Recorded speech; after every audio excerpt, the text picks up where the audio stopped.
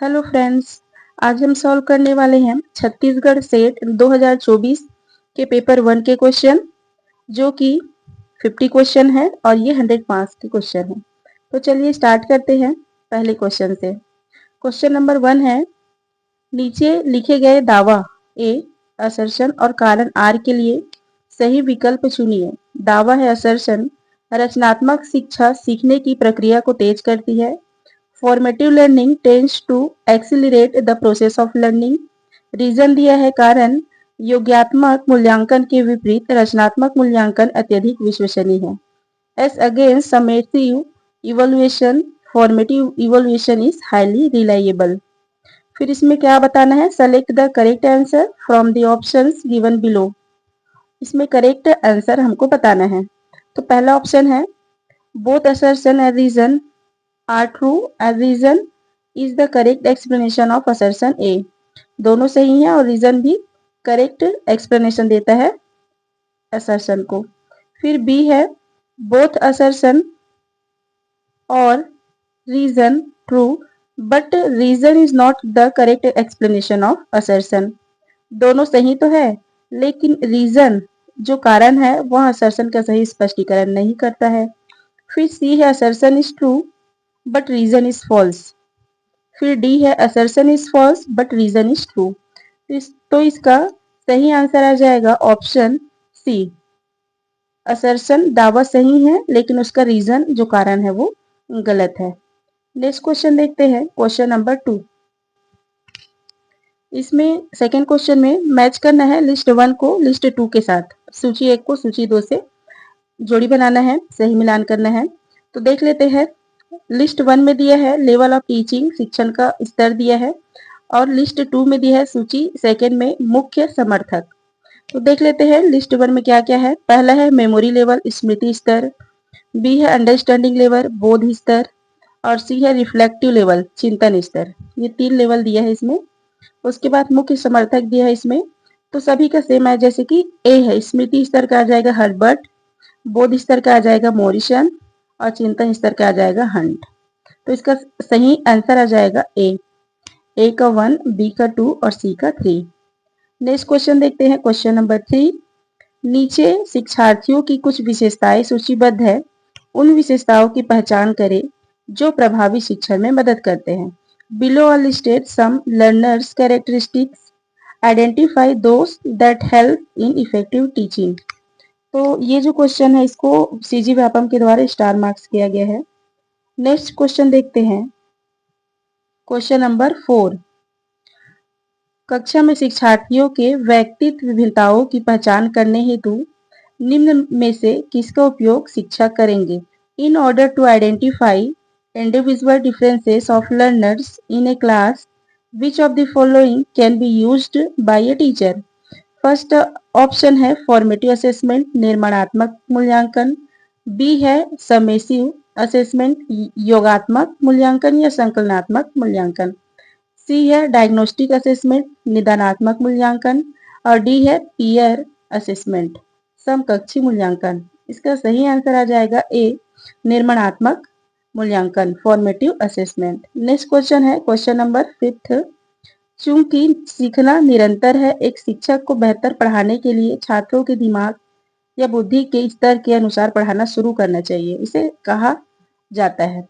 As learning is continuous, a teacher must start teaching at the level of students' mind for their better learning. This is called as, इसे क्या कहते हैं। तो पहला है ए, स्पष्टता का सिद्धांत, प्रिंसिपल ऑफ क्लैरिटी। बी है एसोसिएशन का सिद्धांत, प्रिंसिपल ऑफ एसोसिएशन। सी है सक्रिय प्रक्रिया का सिद्धांत, प्रिंसिपल ऑफ एक्टिव प्रोसेस। और डी है एकाधिक एक्सपोजर का सिद्धांत, प्रिंसिपल ऑफ मल्टीपल एक्सपोजर। तो इसका सही आंसर आ जाएगा बी, एसोसिएशन का सिद्धांत, principle of association. Next question देखेंगे, क्वेश्चन नंबर 6। नीचे 2 सेट दिए गए हैं। सेट ए अनुसंधान विशेषताओं को निर्दिष्ट करता है, जबकि सेट 2 उनके मूल बिंदु को इंगित करता है। दोनों का मिलान करें और उचित कोड का चयन करके अपना उत्तर दें। There are 2 sets given below. Set 1 specify the research features while set 2 indicate their basic points. Match the two and give your answer by selecting the appropriate code. तो इसमें देख लेते हैं फर्स्ट क्या दिया है, रिसर्च फीचर है। तो पहला है इसमें विश्वसनीयता, स्थिर, सुसंगत और भरोसेमंद, reliability, stable, consistent and dependable. इसका आ जाएगा बेसिक पॉइंट्स में 4। स्टेबल है, स्टेबल, कंसिस्टेंट एंड डिपेंडेबल। तो ऐसा जो है पहला, दूसरा, तीसरा तीनों ऑप्शन में दिया है एबीसी में। तो फिर नेक्स्ट है बी, वैलिडिटी। वैलिडिटी का आ जाएगा इसमें वैलिडिटी, वैधता, आयामों को मापने के लिए इकाइयां, प्रक्रिया या उपकरण जिनका उपयोग मापने के लिए किया जाता है, entities, प्रोसीजर और devices to measure the dimensions that are used to measure. फिर है इसका फर्स्ट बी का पहला आ जाएगा। फिर सी, इंट्यूशन, अंतर ज्ञान, इसका आ जाएगा सी। सी आ जाएगा किसी भी व्यक्तिगत पूर्वाग्रह से जुड़ा हुआ शोध परिणाम को खराब कर सकता है, linked with any personal bias में विटिएट रिसर्च रिजल्ट। फिर है डी, निष्पक्षता, ऑब्जेक्टिविटी, इसका आ जाएगा सेकेंड, शोध प्रक्रिया और उसकी प्रगति के बारे में लगातार सोचते रहना, constantly thinking about the research process and it's progress. तो इसका सही आंसर है ए का 4, बी का 1, सी का 3 और डी का 2। नेक्स्ट क्वेश्चन देखते हैं, क्वेश्चन नंबर 7। क्वेश्चन नंबर 7 है, कौन सा अनुक्रम आईसीटी का उपयोग करके अनुसंधान में डिजिटल डेटा प्रबंधन के चरणों को सही ढंग से दर्शाता है? विच sequence correctly represent the stages of digital data handling in research using ICT? तो इसमें आ जाएगा डाटा एंट्री, डाटा क्लीनिंग दिया है, डाटा एंट्री। सबसे पहले तो डाटा एंट्री आ जाएगा, तो इसका सही आंसर आ जाएगा सी, डाटा एंट्री, फिर डाटा क्लीनिंग, फिर data validation and data analysis. तो ऑप्शन सी जो है वो करेक्ट आंसर आ जाएगा इसमें। नेक्स्ट क्वेश्चन है क्वेश्चन नंबर 8।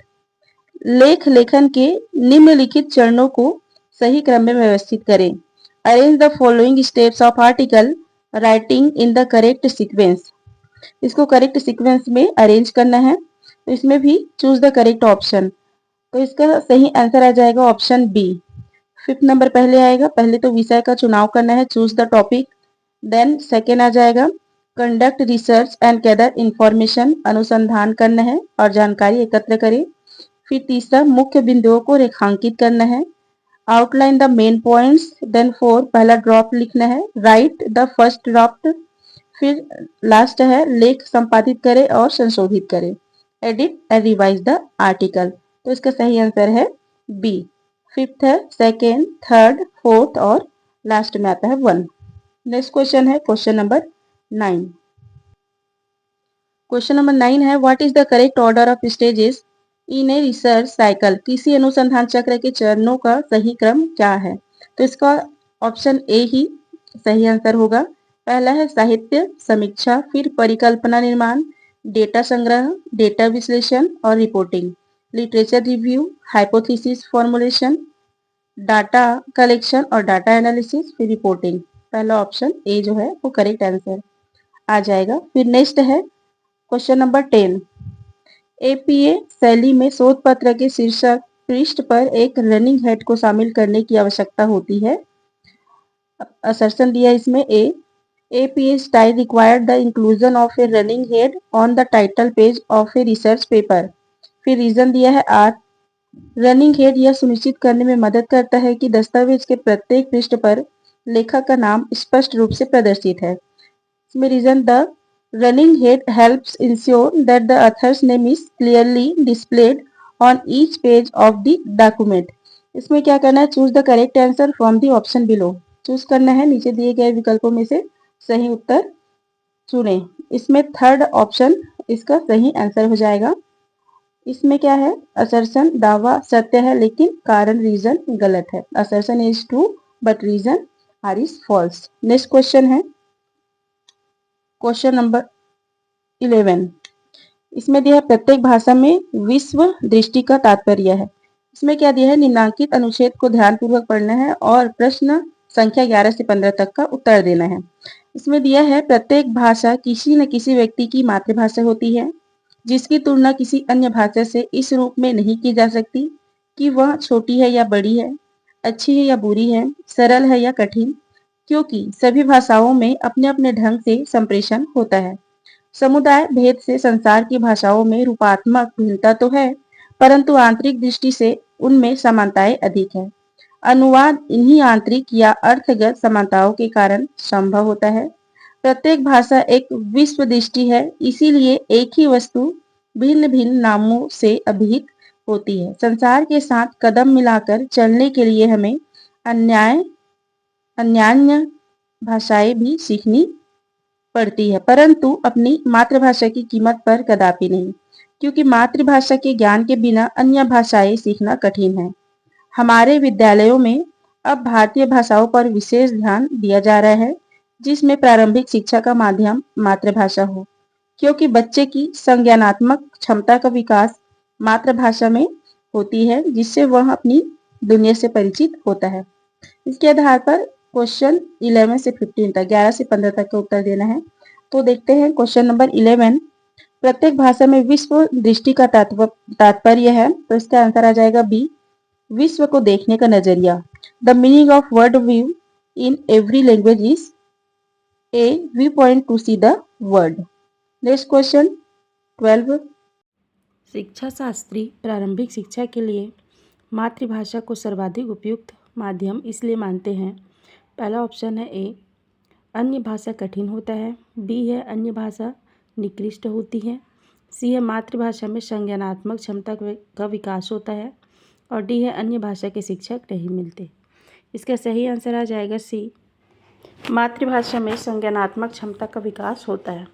नेक्स्ट क्वेश्चन है 13। संज्ञानात्मक क्षमता से अभिप्राय है ए है पढ़ने की क्षमता, बी है लिखने की क्षमता, सी है बोलने की क्षमता, और डी है जानने पहचानने की क्षमता। सही आंसर आ जाएगा डी, जानने पहचानने की क्षमता। नेक्स्ट क्वेश्चन है क्वेश्चन नंबर 14। भाषाओं में समानता का तात्पर्य है ए है शब्दगत, बी है रूपगत, सी है अर्थगत, और डी है क्षेत्रगत। सही आंसर आ जाएगा सी, अर्थगत।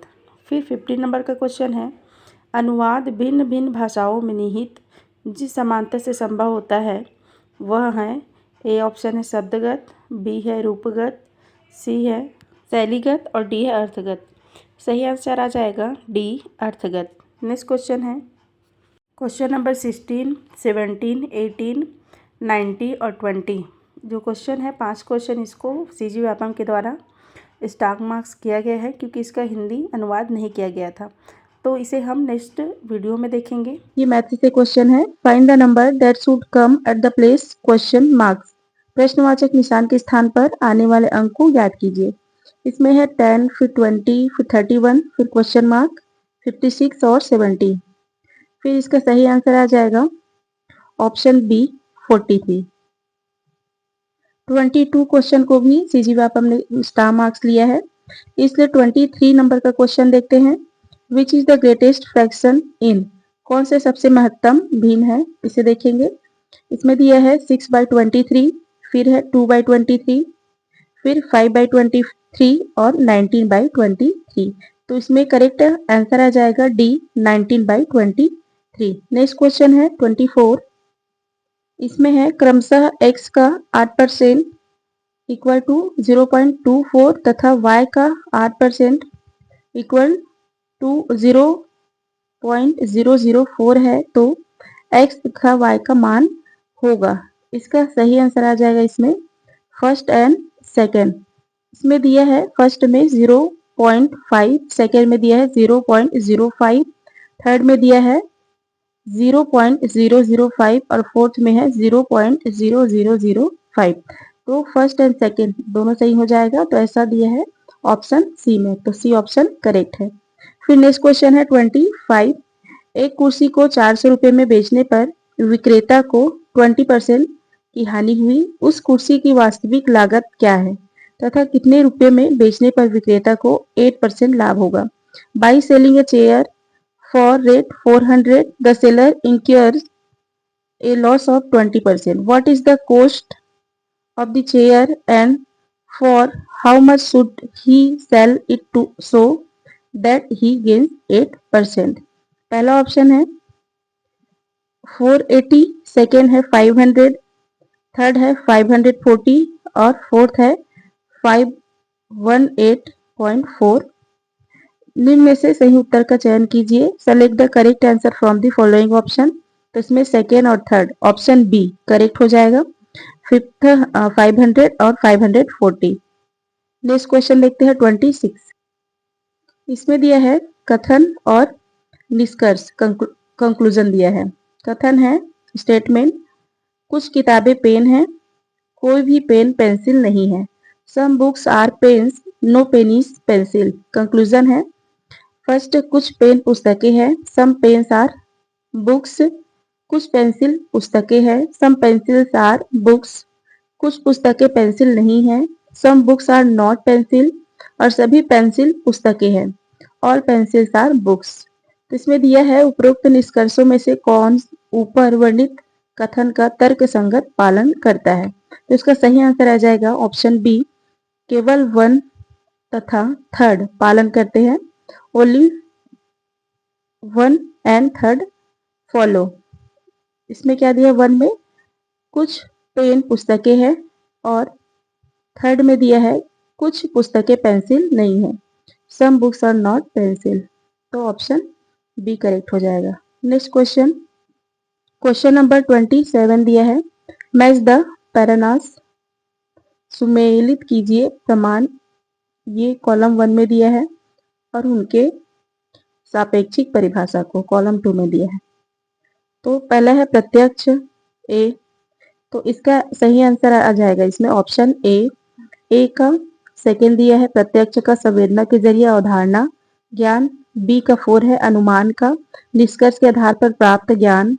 और सी का 3 शब्द मौखिक प्रमाणों अथवा प्रामाणिक स्रोतों का प्राप्त ज्ञान। और डी का 1 उपमान का तुलना अथवा समानता के जरिए ज्ञान। तो ऑप्शन ए करेक्ट आंसर आ जाएगा इसमें। नेक्स्ट क्वेश्चन 28 देखते हैं। इसमें भी स्टेटमेंट दिया है और कंक्लूजन दिया है। स्टेटमेंट है कथन, सभी राजनीतिज्ञ ईमानदार होते हैं, सभी ईमानदार निष्पक्ष होते हैं। All politicians are honest, all honest are fair. इसका कंक्लूजन दिया है कुछ ईमानदार राजनीतिज्ञ है, कोई भी ईमानदार राजनीतिज्ञ नहीं है। कुछ निष्पक्ष राजनीतिज्ञ है और सभी निष्पक्ष राजनीतिज्ञ है। Some honest are politician, no honest is politician. Some fair are politician और ऑल फेयर आर पॉलिटिशियन। इसमें दिया है which of the above conclusion logically follow from the given statement. तो इसका सही आंसर आ जाएगा ऑप्शन डी, केवल 1 एंड थर्ड अनुसरण करते हैं, फॉलो करते हैं। 1 में दिया है कुछ ईमानदार राजनीतिज्ञ है और थर्ड में कुछ निष्पक्ष राजनीतिज्ञ है। फिर नेक्स्ट क्वेश्चन देखते हैं 29 में दिए गए चित्र के आधार पर निम्न में से कौन सा कथन सही है। इसमें एक डायग्राम दिया है, उसके आधार पर कथन जो करेक्ट स्टेटमेंट है उसको बताना है। तो इसके अनुसार इसका आंसर आ जाएगा ऑप्शन सी, बी, जी तीनों आकृति में है। नेक्स्ट क्वेश्चन 30, इस पे भी डायग्राम दिया गया है। इसमें लिखा है निम्नलिखित उत्तरों के सेट से प्रश्नवाचक चिन्ह के स्थान पर ऐसा उपयुक्त चित्र चयनित कीजिए जिसमें चित्र 1, 2, 3 तथा 4 के क्रम में एक श्रेणी निर्मित हो सके। तो select a suitable figure from the answer set which will substitute this question mark so that a series is formed by a figure 1, 2, 3 and 4 taken in order। तो इसमें सही आंसर आ जाएगा इसका ऑप्शन डी। नेक्स्ट क्वेश्चन देखते हैं 31 में एक ग्राफ दिया है, ग्राफ का अवलोकन कर उचित उत्तर देवे। इसका अवलोकन करना, स्टडी करना है। Study the graph given below and answer the question. इसमें कुछ क्वेश्चन दिए है, उसका आंसर बताना है। तो इसमें पढ़ लेते हैं इसको। पिछले वर्ष की तुलना के प्रतिशत के संदर्भ में किस वर्ष बिक्री कारोबार में अधिकतम वृद्धि होती गई है। तो ये इसका सही आंसर आ जाएगा 2016। Which year witnessed the maximum growth in sales turnover in percentage in terms respect to the previous year. तो इसमें दिया है सही answer option B 2016। Next question है क्वेश्चन नंबर 32। ग्राफ से ही क्वेश्चन है, ग्राफ का अवलोकन कर उचित उत्तर देवे। Study the graph given below answer the question. What is the approximate growth between the year 2015 से 2019 तक? वर्ष 2015 एवं 19 के मध्य अनुमानित प्रतिशत वृद्धि क्या है? तो इसमें आज इसका सही आंसर आ जाएगा 500%, ऑप्शन सी। नेक्स्ट क्वेश्चन है 33, ये भी ग्राफ से ही क्वेश्चन है, 3 क्वेश्चन हो गए यहाँ से। इसमें how many years witnessed more than average growth? कितने वर्षों में औसत से अधिक वृद्धि देखी गई है? तो इसका सही आंसर आ जाएगा ऑप्शन बी 3। नेक्स्ट क्वेश्चन है question number 34, match the appropriate answer, उचित उत्तर के साथ मिलान करें। इसमें स्केल दिए हैं और कैरेक्टर्स दिए हैं, तो इसका सही आंसर आ जाएगा ऑप्शन बी। इसमें 1 का बी क्रमवाचक या क्रम सूचक, इसमें हो जाएगा गुणवत्ता रेटिंग एवं अनुबंध रेटिंग, इसके उदाहरण है। ऑर्डिनल स्केल का हो जाएगा quality rating and agreement rating are example. फिर सेकेंड में है नामित मापनिक या पैमाना, नॉमिनल स्केल, इसका हो जाएगा डी। चर विशिष्ट एवं संपूर्ण है। Variables are exclusive and exhaustive.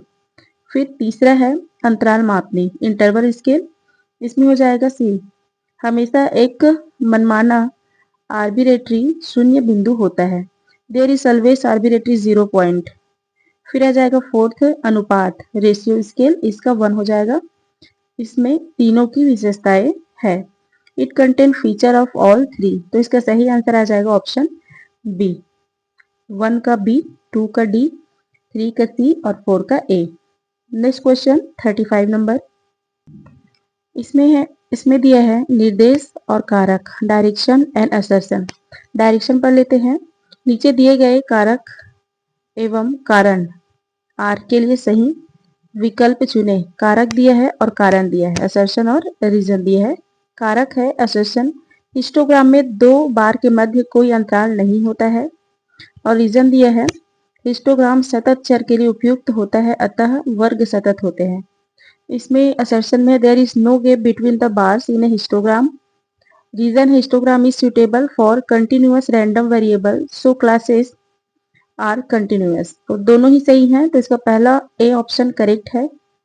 कारक ए एवं कारण आर दोनों सही हैं तथा कारण आर कारक ए की सही व्याख्या है। Both assertion A and reason are correct and reason R is the correct explanation of assertion ए, तो सही ऑप्शन ए आ जाएगा। क्वेश्चन नंबर है 36, निम्नलिखित में से कौन सा एक ईमेल क्लाइंट है? तो इसका पहला ऑप्शन करेक्ट हो जाएगा जीमेल। इसमें व्हाट्सएप है, इंस्टाग्राम है, टेलीग्राम है, तो इसका first A option he correct होगा। क्वेश्चन नंबर 37 है, कौन सा स्वदेशी पोर्टल विभिन्न सरकारी सेवाओं तक एकल खिड़की पहुंच प्रदान करने के लिए सुविधा देता है? Which Indian portal is design to provide single window access to various government services? A है माई गवर्नमेंट, मेरी सरकार, बी है डिजी लॉकर और सी है उमंग और डी है भीम। इसका सही आंसर आ जाएगा सी उमंग। नेक्स्ट क्वेश्चन है 38, VOLTE का निम्नलिखित में से किसका परिवर्णी शब्द है? What is the full form of VOLTE? तो इसका सही आंसर आ जाएगा option B, voice over long term evolution, voice over long term evolution. Question number 39 है, which of the following technology is commonly used in e government for secure transaction? सुरक्षित लेन then के लिए ई गवर्नेंस में साधारणतः किस तकनीक का उपयोग किया जाता है? तो इसका ए ऑप्शन सही हो जाएगा ब्लॉकचेन, बी दिया है सोशल मीडिया, सी है आर्टिफिशियल इंटेलिजेंट AI और डी है वर्चुअल रियलिटी VR। तो इसका सही आंसर आ जाएगा कौन सा? ए ब्लॉकचेन। नेक्स्ट क्वेश्चन है 40, डिजिटल शिक्षा के संदर्भ में MOOC का क्या अर्थ है? What does MOOC stand for in the context of digital education? तो इसका सही आंसर आ जाएगा option D, massive open online courses. MOOC का मैसिव ओपन ऑनलाइन कोर्सेस हो जाएगा, ऑप्शन डी सही हो जाएगा इसमें। Next question 41, in which of the following ozone layer is found?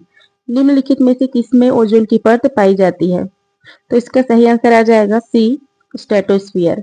Stratosphere में ही ओजोन लेयर पाई जाती है, प्रेजेंट होती है।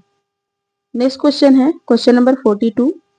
वायुमंडल में निम्नलिखित हरित प्रभाव गैसों का जीवन काल बढ़ते क्रम में का सही क्रम ज्ञात कीजिए।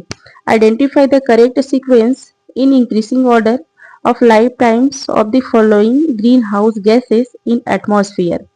फिर इसमें choose the correct answer from the option given below. सही आंसर चूज करना है। तो सबसे पहले इसका जो सही आंसर है वो आ जाएगा ऑप्शन बी।